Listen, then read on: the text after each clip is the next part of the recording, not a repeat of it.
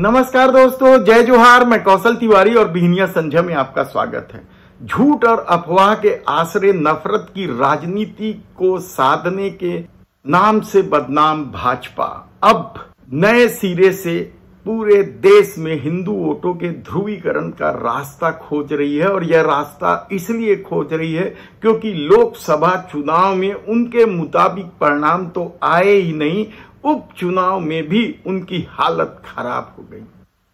यहां तक कि उत्तर प्रदेश में जो 10 सीटों पर उपचुनाव होने हैं विधानसभा के, उसको लेकर भी चिंता भारतीय जनता पार्टी की बढ़ गई है, खासकर योगी आदित्यनाथ को की, क्योंकि उनकी कुर्सी जाने का खतरा बढ़ता जा रहा है। ऐसे में क्या उत्तर प्रदेश के मुख्यमंत्री योगी आदित्यनाथ का फरमान केवल मुसलमानों के लिए?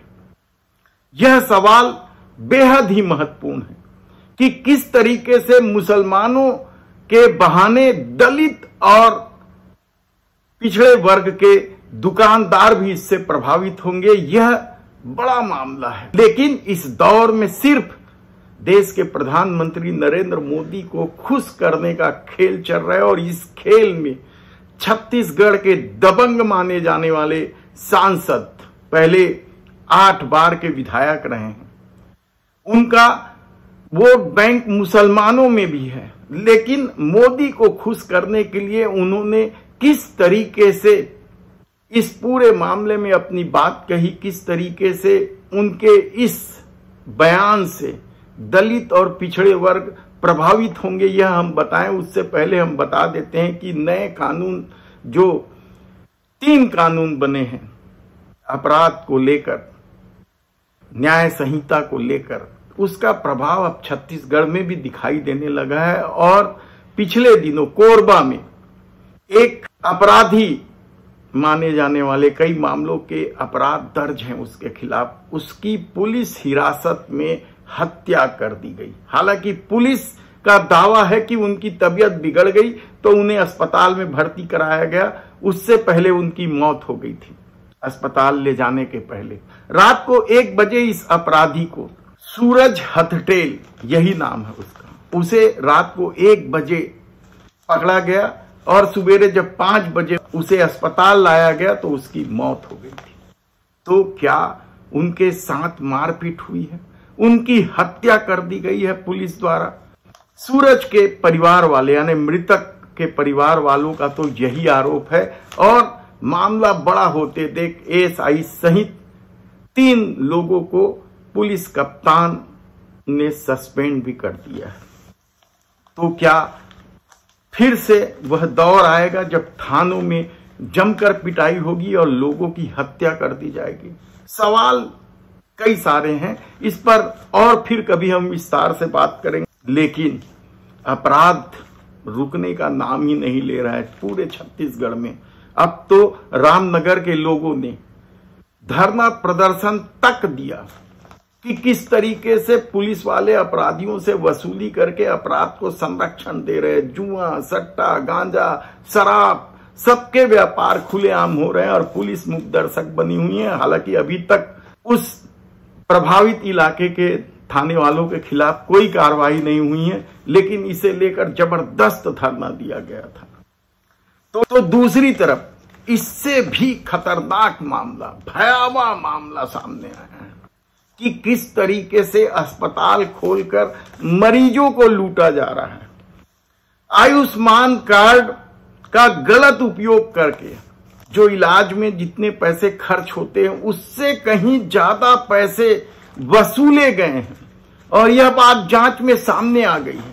और छत्तीसगढ़ में इस तरह के अस्पताल 2-4 नहीं हैं, 48 अस्पताल हैं। आप कल्पना कर सकते हैं कि किस तरीके से डॉक्टर और अस्पताल प्रशासन मिलकर न केवल मरीजों को लूट रहे हैं बल्कि सरकार को भी चूना लगा रहे हैं। हालांकि इस पर केवल एक अस्पताल पर कार्रवाई करते हुए उनके आयुष्मान कार्ड योजना का जो लाभ लेते थे उसे बंद कर दिया है। लेकिन 47 अस्पताल ऐसे हैं जिसकी आप कल्पना नहीं कर सकते कि वे किस तरीके से सरकार को चूना लगा रहे थे।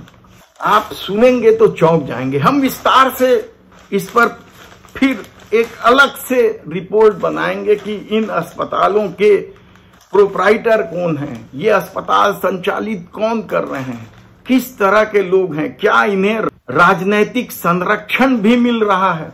लेकिन हम कुछ नाम बता देते हैं जो इस तरह का खेल खेल रहे थे, जांच में पाया गया है और इनको नोटिस भी दिया गया है। और इनसे नोटिस ही नहीं दिया गया, जुर्माना भी वसूला गया है, जिसमें जय तुलसी मल्टी स्पेशलिटी हॉस्पिटल राजनांदगांव पर 15,000, श्री आरोग्यम हॉस्पिटल इस पर 11.5 लाख रुपए का लगभग जुर्माना हुआ है। इसके अलावा रायपुर राजधानी के अंकुर हॉस्पिटल है, मां यशोदा हॉस्पिटल गरियाबंद दूरस्थ आदिवासी क्षेत्र माना जाता है, वहां भी इस तरह का खेल रहे हैं। श्री राम हॉस्पिटल झलप, महासमुंद जिले में आता है यह झलप।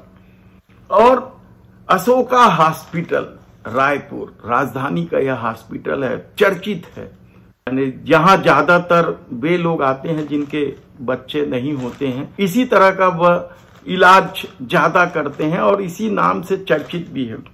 बिलासपुर न्यायधानी है, वहां ओमकार हॉस्पिटल है।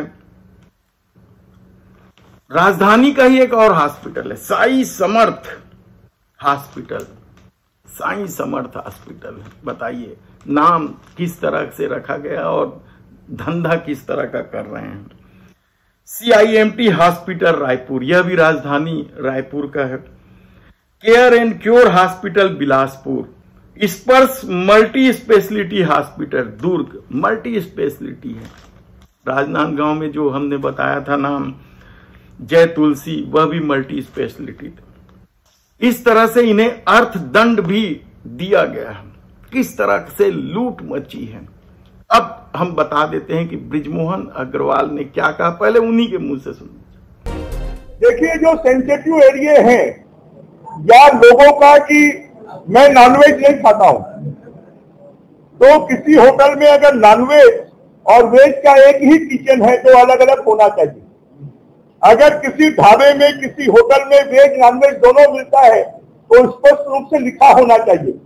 तो लोगों की जो मान्यताएं हैं या लोगों का अपना जो एक विश्वास है, उसको तोड़ने का काम हम नहीं करें।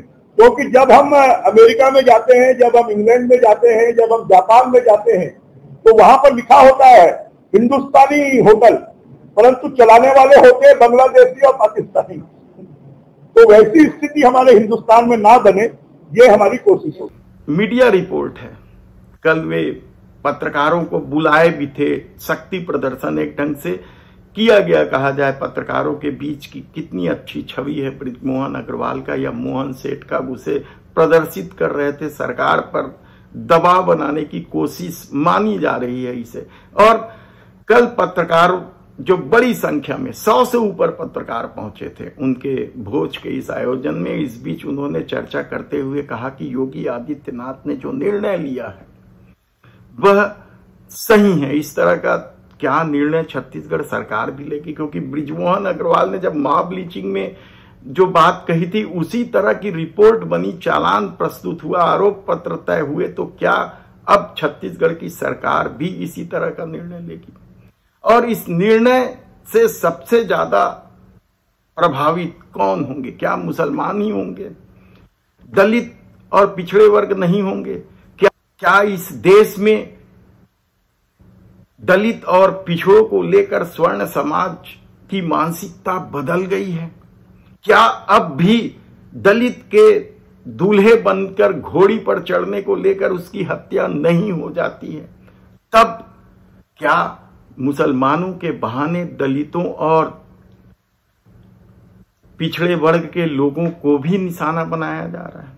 यह सवाल इसलिए महत्वपूर्ण है क्योंकि यदि छत्तीसगढ़ की परिस्थितियां देखें तो आप पाएंगे कि इसी तरह के लोग ज्यादा दुकानदारी करते हैं। मंदिरों के आसपास जो दुकान सजाते हैं पूजन सामग्री के, या चाय ठेला या थोड़े छोटे मोटे रेस्टोरेंट जो ठेलों पे लगाते हैं, वो इसी वर्ग के ज्यादातर लोग हैं।